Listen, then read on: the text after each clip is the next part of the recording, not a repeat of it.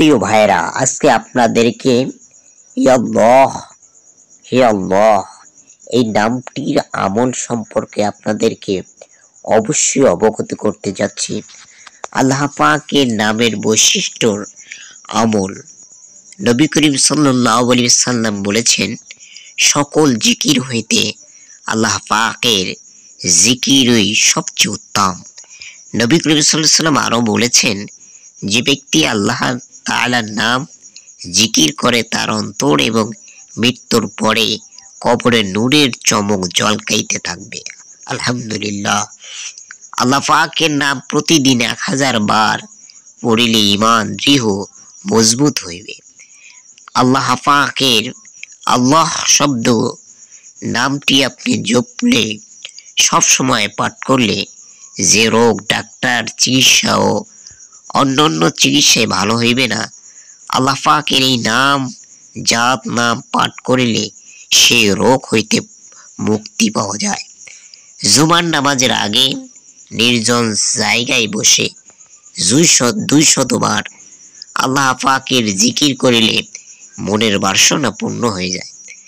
যে কোনো ব্যক্তি রোগীকে চীনা মাটির পেয়ালার 66 বার আল্লাহ পাকের নাম লিখিয়া পানি দ্বারা ধুইয়া পান করাইলে রোগী আরোগ্য লাভ হয়ে যায়। আল্লাহ পাকের এত মর্তবা এই আল্লাহ শব্দের ভিতরে। বাইজিদ বোস্তামি রহমাতুল্লাহ আলা বলেছেন, ইয়া আল্লাহ নামটি প্রত্যেক দিন 4356 বার করিয়া 40 দিন পর্যন্ত জিকির করিলে আল্লাহ পাকের মনের সমস্ত আশা আকাঙ্ক্ষা পূর্ণ করে দেন।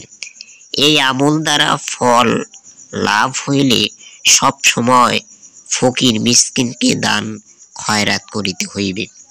স্মরণ শক্তি যাদের কমে গেছে, এমন ছাত্রছাত্রীর গরম ভাজা রুটিতে এই নামটি শাহাদাত আঙ্গুল দিয়ে লিখে 7 অথবা 11 অথবা 21 দিন যাবত এই রুটিটি খাওয়ালে কল্পনাতীতভাবে তাদের স্মরণ শক্তি বৃদ্ধি পেয়ে যাবে। সম্মানিত ভাইরা, আল্লাহ রাব্বুল আলামিন আরো বলেছেন, গর্ভবতী নারী প্রসবকালীন ব্যথায় অত্যাধিক কষ্ট পেতে থাকলে সামান্য আখের গুড়ের হাতি নিয়ে 100 বার এই নামের তেলাওয়াত করে প্রত্যেকবার ওই গুড়ে ফু দিয়ে তাকে খাওয়ালে তার ব্যথা কমতে থাকবে এবং সন্তান বিনা কষ্টে সহজে প্রসব হয়ে যাবে। হাদিস শরীফে বর্ণিত আছে, নবী করিম সাল্লাল্লাহু আলাইহি ওয়াসাল্লাম বলেছেন, আল্লাহ নামের জিকির সর্বোত্তম। তিনি আরো বলেছেন, যে ব্যক্তি এই নামের জিকির